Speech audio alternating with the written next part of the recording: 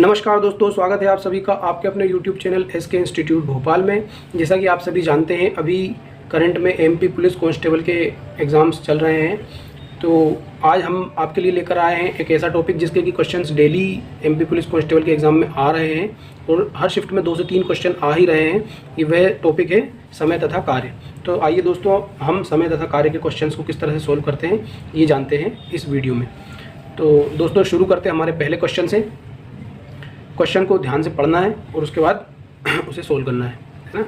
तो क्वेश्चन को हम पढ़ेंगे।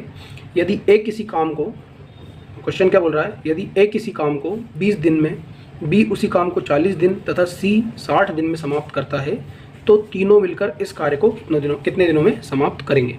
तो दोस्तों इस तरह के क्वेश्चन का एक तरीका, एक अप्रोच होती है जो कि हम सीखेंगे नीचे।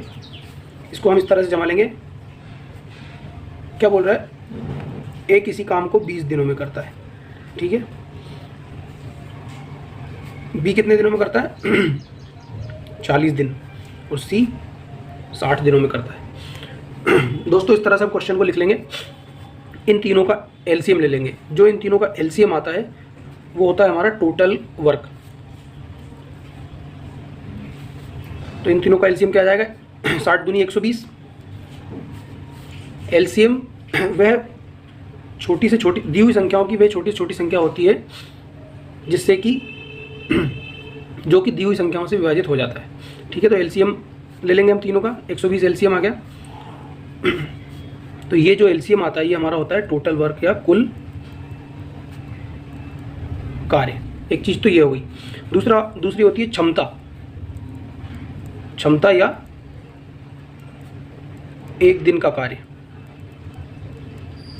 वो कैसे निकालते हैं, ए 20 दिनों में समाप्त करता है, कुल कार्य इतना है, तो कुल कार्य में ए से भाग दे देंगे। 20 मतलब 120 बटा 20 करेंगे तो 6, 40 से 120 में भाग देंगे तो 3, और 60 से 120 में भाग देंगे तो 2। तो ये 6, 3, 2 ये क्या चीज़ आई है, ये आई है क्षमता। किसकी, ए, बी और सी की। इन तीनों का एलसीएम ले लिया तो यहाँ पर ये कुल कार्य आ जाता है, और कुल कार्य में इससे डिवाइड कर देंगे तो कार्य क्षमता आ जाती है। किसकी कार्य क्षमता आ जाती है, ये पहली वाली ए की कार्य क्षमता है, 3 जो है बी की कार्य क्षमता है, और 2 जो है सी की कार्य क्षमता है।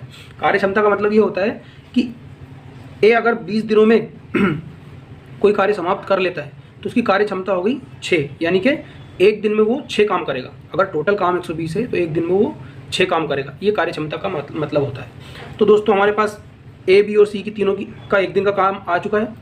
तो तीनों मिलकर, क्वेश्चन क्या बोल रहा है, तीनों मिलकर इस कार्य को कितने दिनों में समाप्त करेंगे। तीनों को जोड़ लेंगे, 6 और 3 9 और 2 11, और हमारे पास कुल कार्य कितना है, कुल कार्य हमारे पास 120 दिन।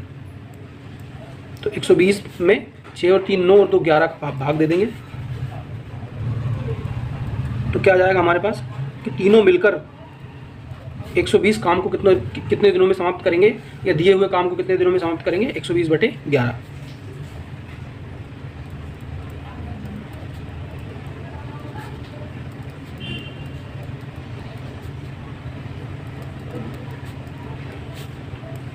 तो हमारा आंसर आ जाएगा 11 एकम 11, 1 बजेगा, ऊपर से 10 0 उतरेगा तो 10 हो जाएगा, 10 में भाग नहीं जाएगा, भाग ना जाने की 0, 10 सही 10 बटे 11।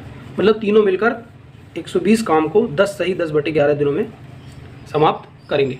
अब दोस्तों आजकल जो क्वेश्चंस आ रहे हैं उसमें इतना सिंपल नहीं पूछता है कि मतलब ऑप्शंस इस तरह से देगा वो कि थोड़ा सा घुमा के देता है ऑप्शन। आजकल ये नहीं देगा कि 10 सही 10 बटे 11 दिन दे दिया उसने ऑप्शन में, वो दे देगा 10 दिन और कुछ घंटे। तो ये जो 10 बटे 11 है, 10 सही 10 बटे 11, ये टोटल कितने हो गए, दिन हो गए, है ना। इस दिन को अपने को या तो वो ऑप्शन में दे देगा कि 10 दिन और कुछ घंटे लिख देगा। तो ये 10 बटे 11 से घंटे कैसे निकालेंगे हम, 10 बटे 11 और एक दिन में कितने घंटे होते हैं, 24 घंटे, तो इंटू 24 कर देंगे और इसको सोल्व कर लेंगे तो 10 दिन और कुछ घंटे हमारा, अगर ऑप्शन में 10 दिन और कुछ घंटे आंसर दिया हुआ है ऑप्शंस में, तो यहाँ से वो आंसर आ जाएगा। और अगर 10 सही 10 बटे 11 दिन दिया है तो ये आंसर तो हमारा आ ही चुका है, ठीक है। तो दोस्तों आजकल जो क्वेश्चंस का लेवल थोड़ा सा बढ़ा दिया गया है, तो उसमें ऑप्शंस में कुछ छेड़खानी कर देते हैं वो जो एग्जामिनर है वो, और थोड़ा सा ऑप्शन को घुमा दिया तो वो क्वेश्चन थोड़ा लेंदी हो जाता है, ट्रिकी हो जाता है।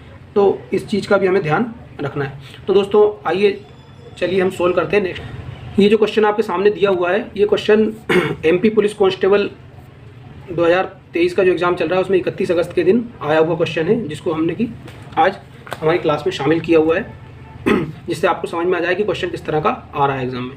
तो दोस्तों क्वेश्चन को हम ध्यान से पढ़ेंगे।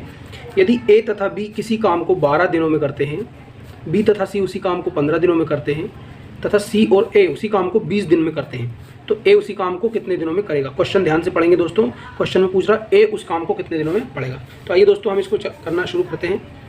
हमारे सामने दिया हुआ है ए और बी किसी काम को 12 दिनों में करेंगे, बी तथा सी 15 दिनों में करेंगे, सी तथा ए 20 दिनों में करेंगे।